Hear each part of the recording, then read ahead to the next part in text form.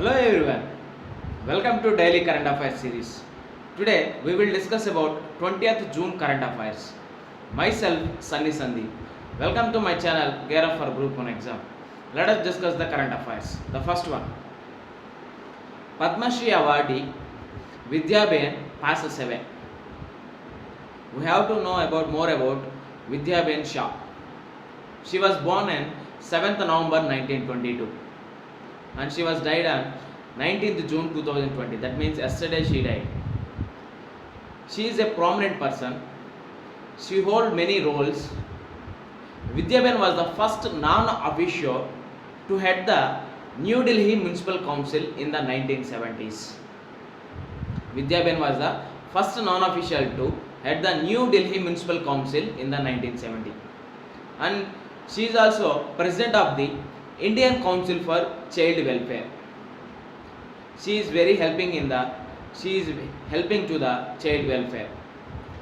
And she also established the first Bal Bhavan in Rajkot in the 1940s. She also participated in the 1942 Quit India movement.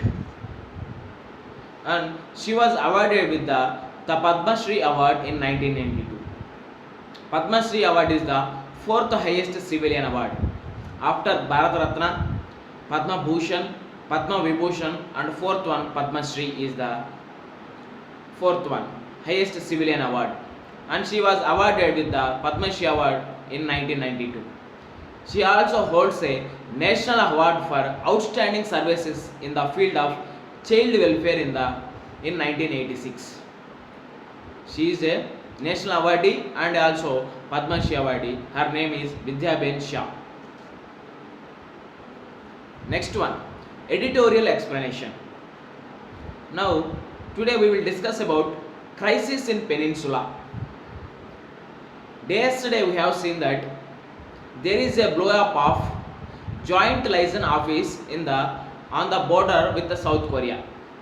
There is a joint liaison office in KISS, that is Kaesong Industrial Complex. Why? Because North Korea blowing up that one. Because of anti-North defector groups, that is latest crisis between these two countries.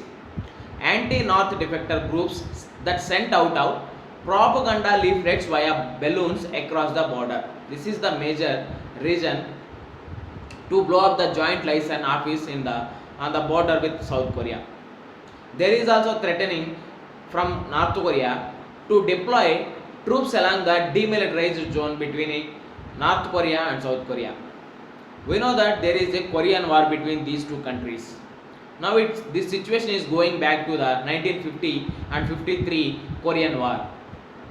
Here there were no high hopes of quick solution to the US North Korea rivalry, but it has to be get some talks between these two countries.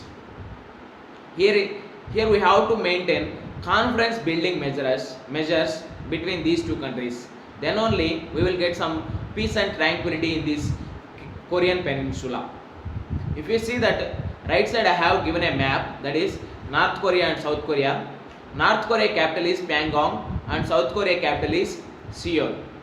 North Korea having the population of 23 million, that means 2.3 crore, and South Korea having the population of 44 million, that means 4.4 crores. Here we have to give the more resolution to the North Korea is deploying more missiles in the nuclear missiles in the Sea of Japan. That means there is a problem with that nuclear missiles.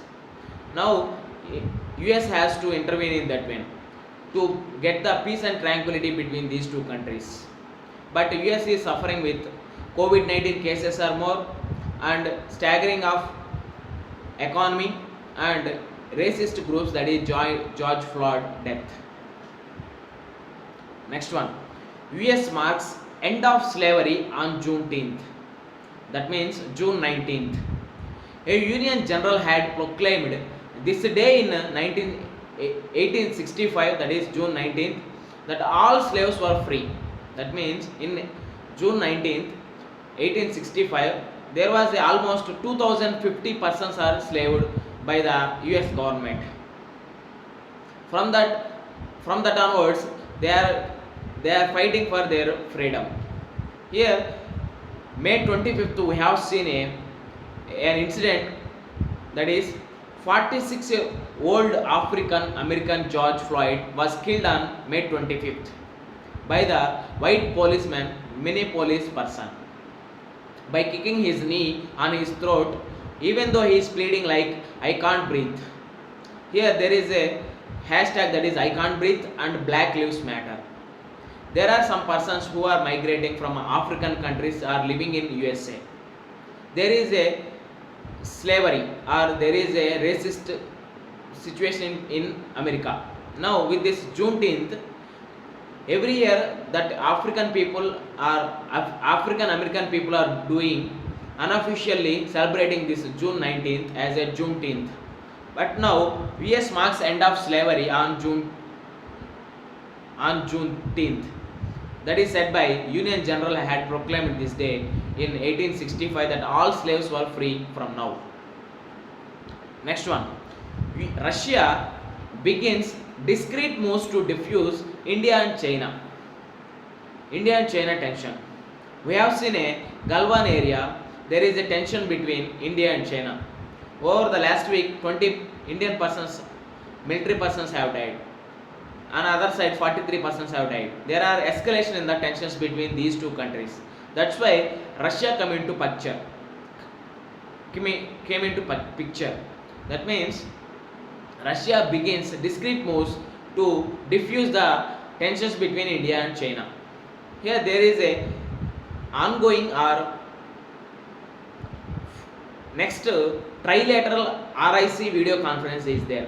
What is RIC group? That is Russia, India and China. On June 23rd, there is a trilateral RIC video conference. For that, Russia diplomat is diffusing the tensions between India and China. Now, India has officially said that India is participating, even though some tensions between India and China.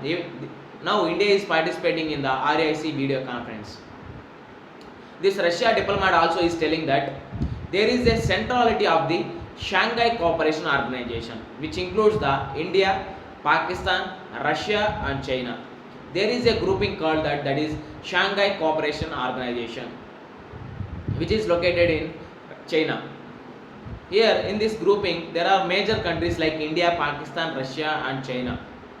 Now with these tensions between India and China, whether it will affect or centrality of this will affect? No. Another grouping also is there, that is BRICS.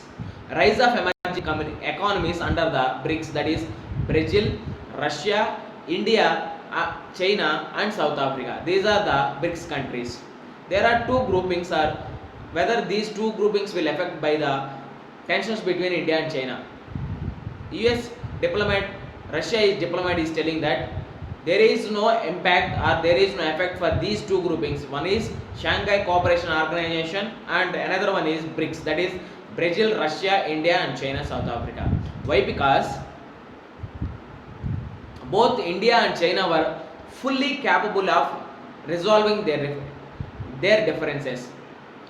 Now Russia don't want to interfere in India and China tensions, but it is telling that both India and China were fully capable of resolving their differences.